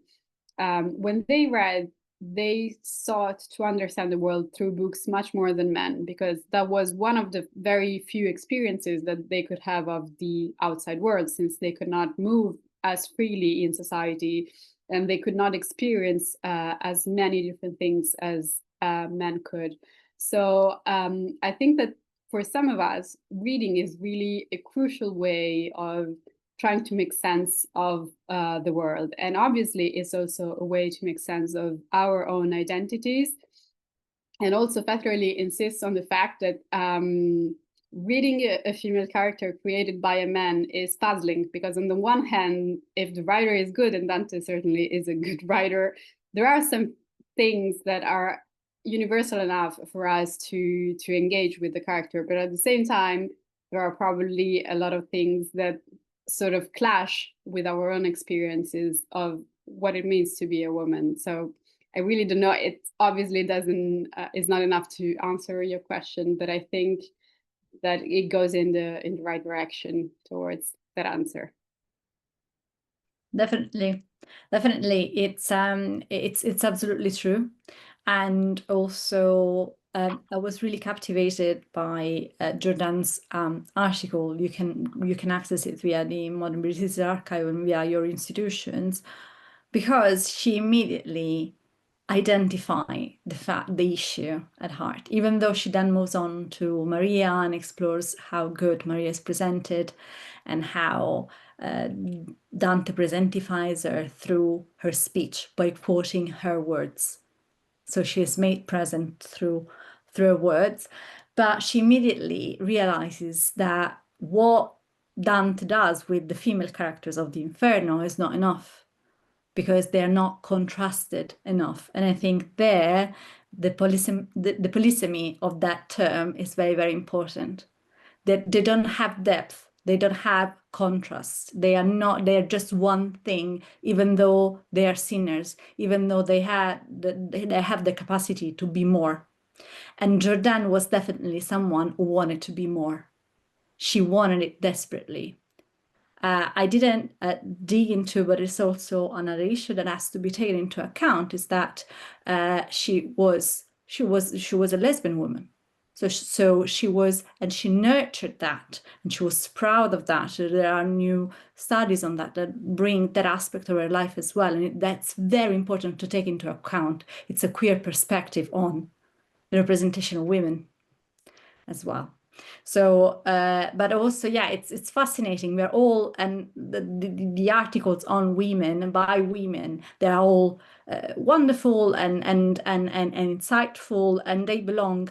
Like, seeing it in historical perspective is very, very important, because it is also something about reflecting on the female condition and female ideals of womanhood. Like, I think all the papers today really brought up the elements of the graph that I showed at the end. Now, they all interrogated ideals of womanhood, roles, historical and social roles, and they really dig deep into the issue beyond simply reflecting themselves into a character in the comedy or within Dante's work. So it's certainly very fascinating and deserves to be investigating their intersectiveness and the way in which across time and space we are always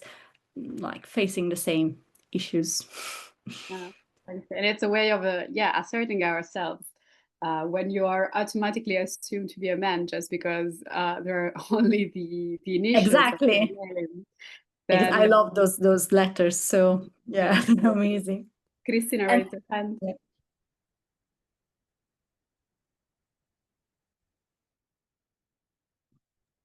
Can you hear me now? Hopefully. Okay.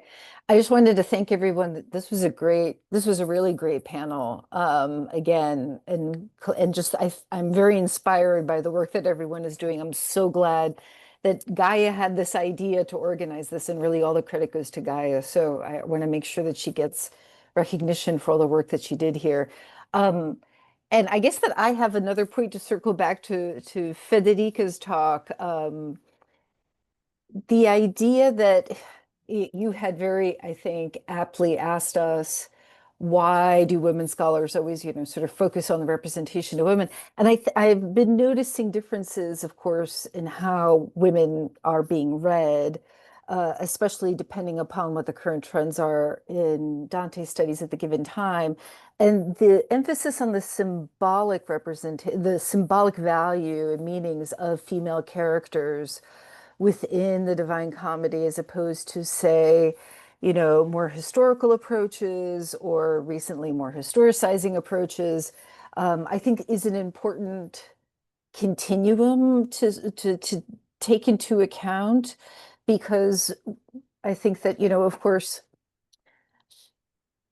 even as we're looking at networks of women scholars within the field, sometimes the methodologies that are adopted tend to undermine what we might consider to be feminist approaches to the work itself, even though it's important and what they did was groundbreaking.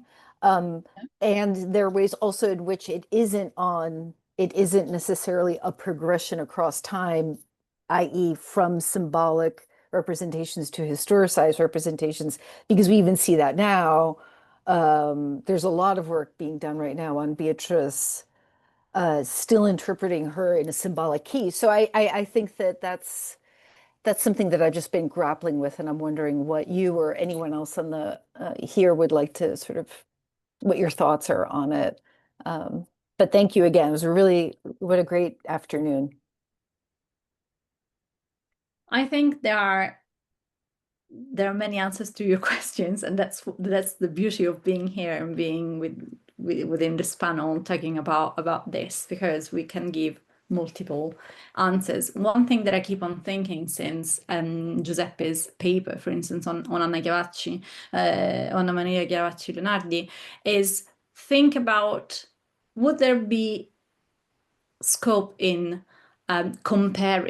selecting instances of commentary by women on female characters and consider how these perspectives as changed, overlapped. Because, for instance, Jordan already understands something that Elena Lombardi has wonderfully elaborated in her book, no? And the role of Beatrice. And Jordan in 1894 already appreciates that aspect. It's there. I'm sorry, Eleanor's not here today, but it's there. It's in Nuce. It's there. So, like, thinking diachronically, but also synchronically about the way in which women's understanding of the female characters within the Commedia have been working and will work, because also we are very deep into the present and into the past. But what about the future? What is it leading us? No? What is it leading us with AI coming into play and mediating our own understanding of textuality and stuff? So I think there might be very interesting to see, like Luce Fabbri's commento, for instance. All these women produced commenti. Mignati produced a commento. Edith Manish produced a commento. She wanted to be the other woman, along with Claudia Hamilton Ramsey, to be like the author of a complete translation of the Commedia that is also annotated. So we're talking also about paratext and paratext. And there, the agency is there. Because translation is ancillary, but commentary is not, from a male perspective.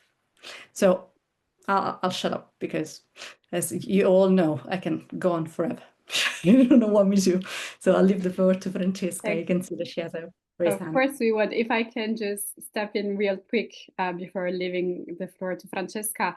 Thank you, Christina, for putting the finger on something. To be honest, I had already asked myself this question, because the reason why I started dealing with these scholars was that I was doing research on metaphors in Dante, and I was struck by the fact that the two efforts before the very recent books by Marco Ariani and David Gibbons in the years 2000 on Dante's metaphors were by two women, Irma Brandeis and Yvonne Battard.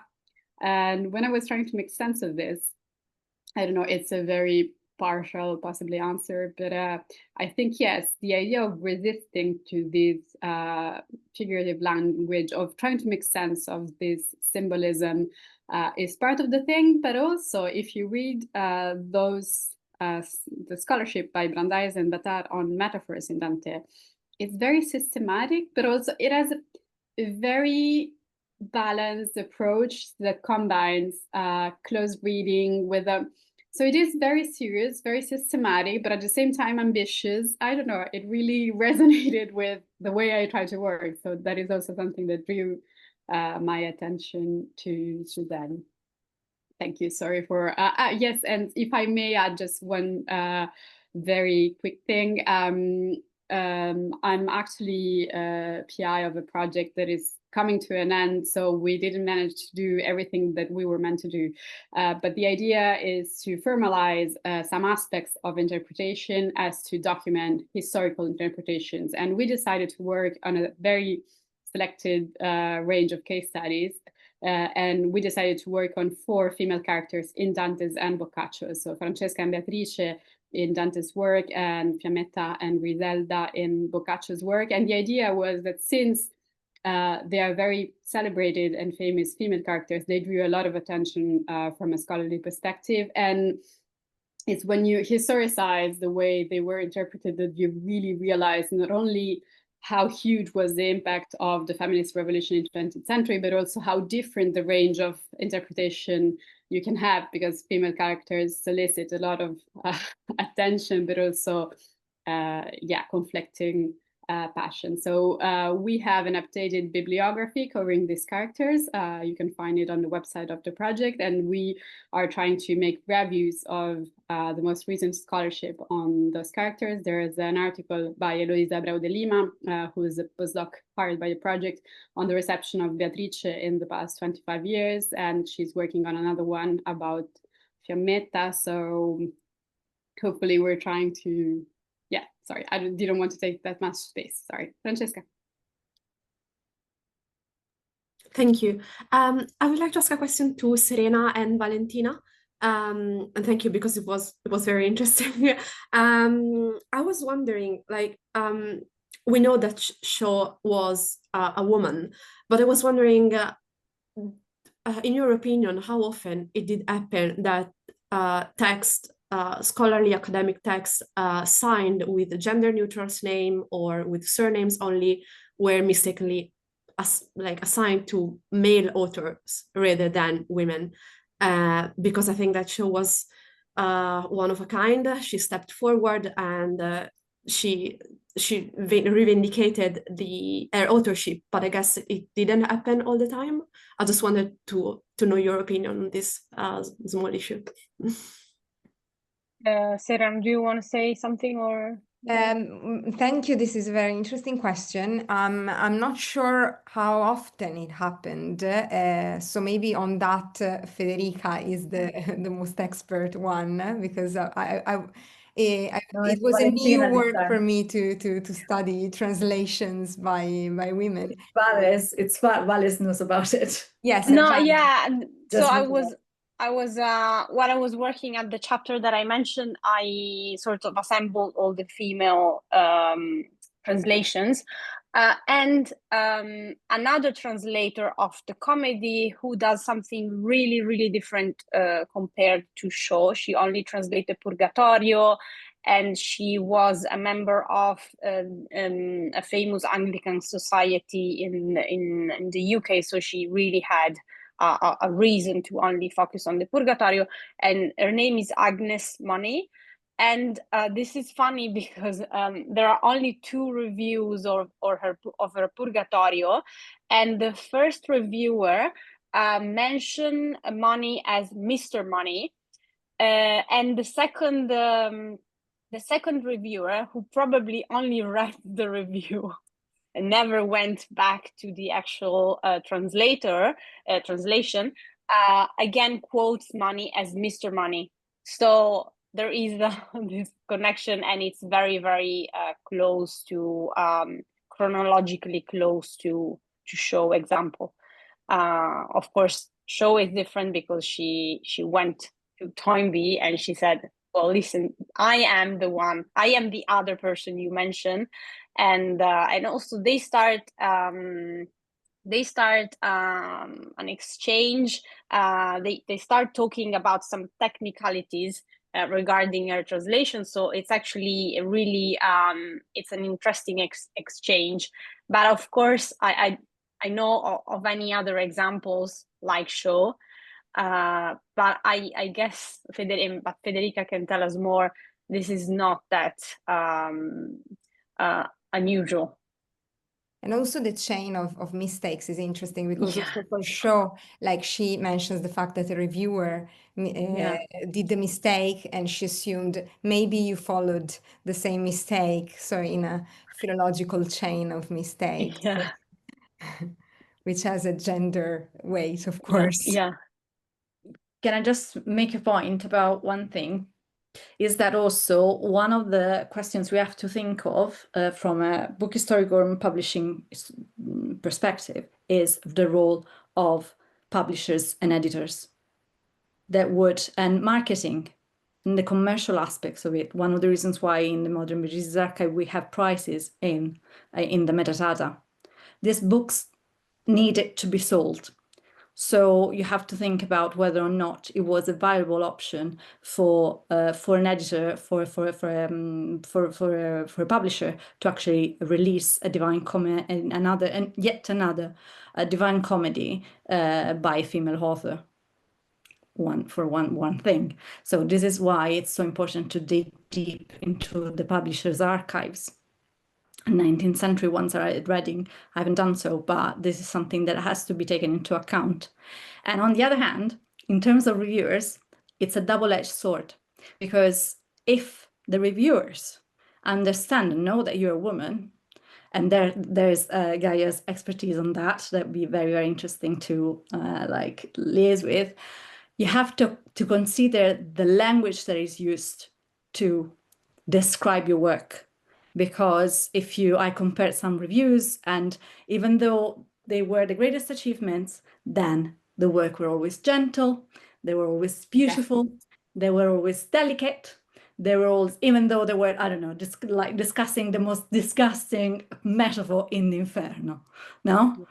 It always has this quality. I think in reading the papers that were presented today, especially the one by Francesca, if I'm not mistaken, a lot of reception to these works, but I noticed the same thing when I was studying Vittorio Campo, is that women's work is always regarded as either, oh, she's not original enough, she dares to talk about Dante, whereas she has nothing new to say. Men say nothing at all the time. But also the exotism of, oh, she's a woman and a foreigner, and she manages to say something. So yeah, it's a very fine line. Like, that's why I think we need to, when we talk about these authors, yes, they were unique, but they did not exist in a vacuum. No, absolutely. And you are absolutely right. People bet on them, and they were more often than not, they were already famous people. So people who could attract some sort of audience and attention. For example, Mignati, she was famous in Florence. Publishing a book by Mignati meant securing readers, and the same goes for Vittoria Ocampo. She was well known, so she was no nobody. And when you were a nobody, such as Edith Mary Shaw, then you got mistaken for men.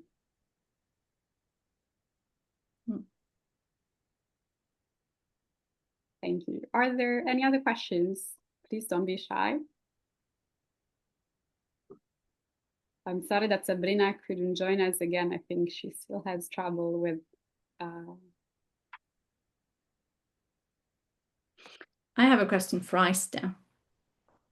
I'm wondering, like, considering the work you've done, tracing the debate on Gemma from Vite up until the women, have you noticed a shift in tone, a shift in priorities, a shift in hermeneutical priorities, or a continuity that might be also a matter of influence? Because you would often, like, Scartazzini and Vite are the fathers, the founding fathers of 19th century Dantismo. So they are the reference books that they used to keep on everyone's desk while working on anything Dante related. I've found them literally everywhere. So did you notice anything? Yeah, I mean, I feel like the women I was talking about, they definitely want to acknowledge them and sort of the pre-existing debates, and also say, so this is what these guys have said.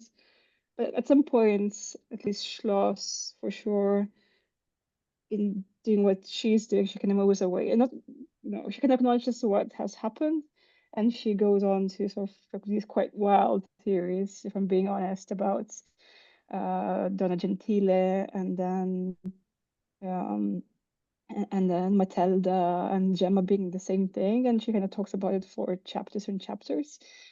So in a sense, I feel like if she positions herself as someone who's kind of aware of the tradition, she can sort of be quite sort of she starts doing her own sort of interpretative thing eventually, which may not actually correspond to what these guys were saying, even though she sort of said, okay, I'm part of this debate also. So there's Carlotta Schloss, that's a text I was talking about the last, I think, like the penultimate text. So that's sorry, what's it called? Dante e il suo secondo amore, yes. Molto interessante.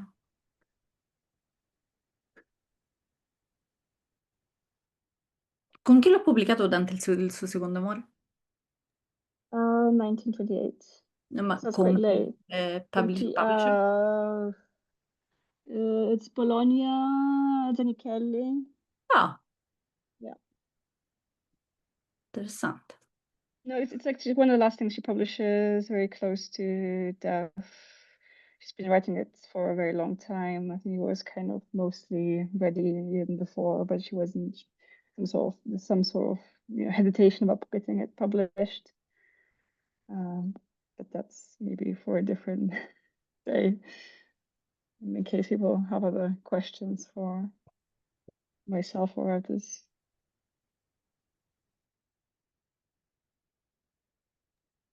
It's Christina, if you want to ask the question, or I don't know, we'll leave. I had a completely random idea. For those of you who have seen the TV show Severance, the main character's name is Gemma. And I feel like there is something there about, and I'm not sure how much work has been done on, or trying to figure out if we can even trace the appearance of Gemma within popular cultural adaptations or appropriations of the Inferno, of Dante's life, etc. But I feel like there's something there. But so I'm just going to plop that idea there, and you can discard it entirely. But I think in a more lofty sense, I've just been realizing how there's so much work and so many different traditions and approaches and theoretical methodologies that these two panels have been highlighting, that it makes it difficult to categorize and to find themes. I'm wondering how Gaia is sort of organizing this all in her mind right now. But for me, it's almost to the extent that I would say, if we were to excise the work of women poets, translators, and scholars within the field, how would the field look different, right? It's that's how my brain thinks. But anyhow, that's just to share what's passing through my mind right now. Yeah. And Gaia, how are you sorting all of this? I don't know. I'm mostly really grateful to all of you, because I've been thinking about doing some collective research on this topic for quite some time, and I was not expecting this much, really. So thank you for going way beyond my expectations, both in terms of the smartness of the questions you're asking and the depth of the research you're presenting, but also, to the pleasure that it is to be working with you. Truly, it's not rhetorical, it's just the way I feel. And yes, I think we have some common trends, lines. We have some things about these experiences that keep coming up. The need to be acknowledged by men, but also at the same time, the will to very politely and sometimes shyly distance ourselves from men. And I think that my final question is, do we want to be added to the canon, or do we want to destroy the canon? Do we need it, or is there going to always be a canon? And so it's a reasonable fight to be included in that canon, or shall we just try and make it explode? Oh, we are the canon, you think? I would love to think that we are. We haven't been for a very long time. So I don't know. Also because the canon is what produced us. Yeah. In the sense that all these women like the ones we explored, for instance, in my side of history, would have not have existed without men. That's a plain like reality. Without the works of Scartazzini or Longfellow, and this correspondence show the gratitude they had for one another, the respect. So it also goes beyond like our understanding of patriarchal relations. Sometimes there were fatherly bonds. Sometimes there were support. There were Toynbee was a great, like Edward Moore was not, but Toynbee, if you go through his archive, he has lots of letters and books by women, and he was encouraging them to work. And the same goes with Longfellow, Charles Eliot Norton. They were gifting books to women and stuff. So I think, yes, it needs to definitely expand and go beyond the usual names. And perhaps, like, if we reintroduce this very large generation, then like the future will be more inclusive and more understanding. Whilst now is a bit, I don't know, divided.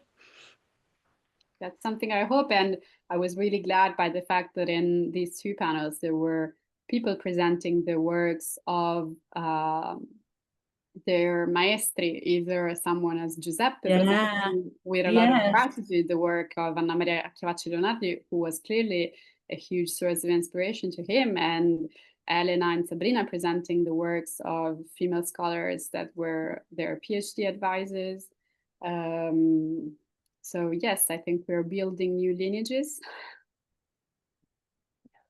Absolutely. And so I'm seeing that the time is 2:05. And so I just wanted to make sure that everybody knows that the written work, which could be a revision of, the original drafts that were shared among the different contributors to the two panels that you've heard today and 2 weeks ago, that this will be published in next year's issue of Dante Studies as a forum. And it's a very, it's a serious, substantial forum that is going to take up most of the space within the volume, I think, because Ed and I have anticipated.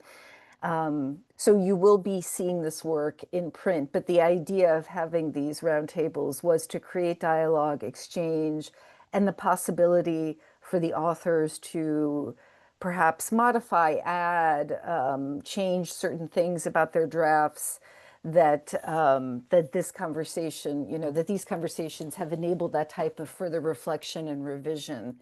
But I just want to thank everybody for having come, especially Gaia. Thanks to our contributors. I think that this has been such a strong first real forum for our journal, and to have it be on this theme is significant. I hope that the people here who are the contributors, but also people in the audience, stay in touch beyond the work of this forum, and that there are more networks that can grow out of it. So thank you all. Gaia, if you want to sort of add some words. No, I think that you made the best closing possible, so I wouldn't add anything else besides thank you again to you, to Cosette, and to all the contributors, and to those who were with us today and 2 weeks ago. Wonderful. Thank you. Thank you. Thank you again.